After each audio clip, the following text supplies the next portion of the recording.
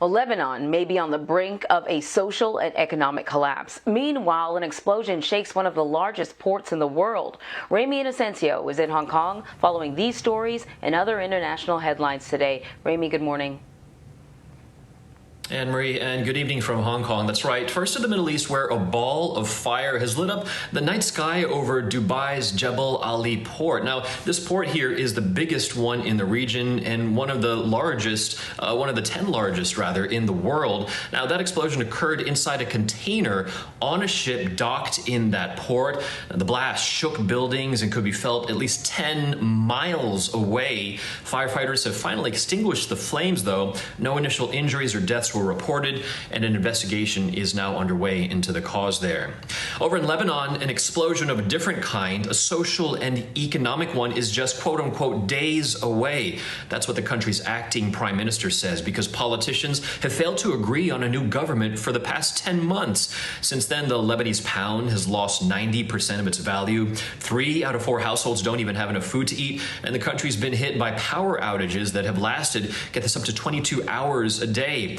The European Union blames the current caretaker government and says financial assistance from the IMF, the International Monetary Fund, won't come unless reform starts first. To Egypt, and the infamous ship that blocked the Suez Canal for 6 days back in March that we all remembered and disrupted trade around the world, of course, has finally set sail out of that waterway. The Ever Given charted north towards the Mediterranean after being impounded for more than 3 months. Egypt's Suez Canal Authority had initially demanded more than $900 billion in compensation. Then they lowered that to about $550 million.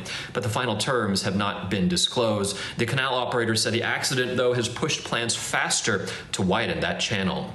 And here in Hong Kong, the number 47, remember that, is especially significant today. It represents 47 pro-democracy politicians and activists who resumed their court hearings. That is in the wake of the 2019 People Power protest that we covered over that year. The group includes former elected legislators, a healthcare worker, a journalist, a union leader, and also 24-year-old Joshua Wong, who was nominated for the Nobel Peace Prize. They've all been charged with subversion. That's under a controversial national security law that China's Communist Party rubber-stamped onto Hong Kong now a little more than a year ago. But the law, in effect, can make any criticisms of the government a crime. And Marie, that's why those 47 are now political targets today. Now, if convicted, they could stand anywhere between 3 years and a lifetime in prison. Yeah, and Ramy, just taking a quick look at some of the news, at least Reuters is reporting that their cases are now put over until they will resume in September, which means even more time behind bars without their day in court. Ramy Inocencio, thank you very much. You bet.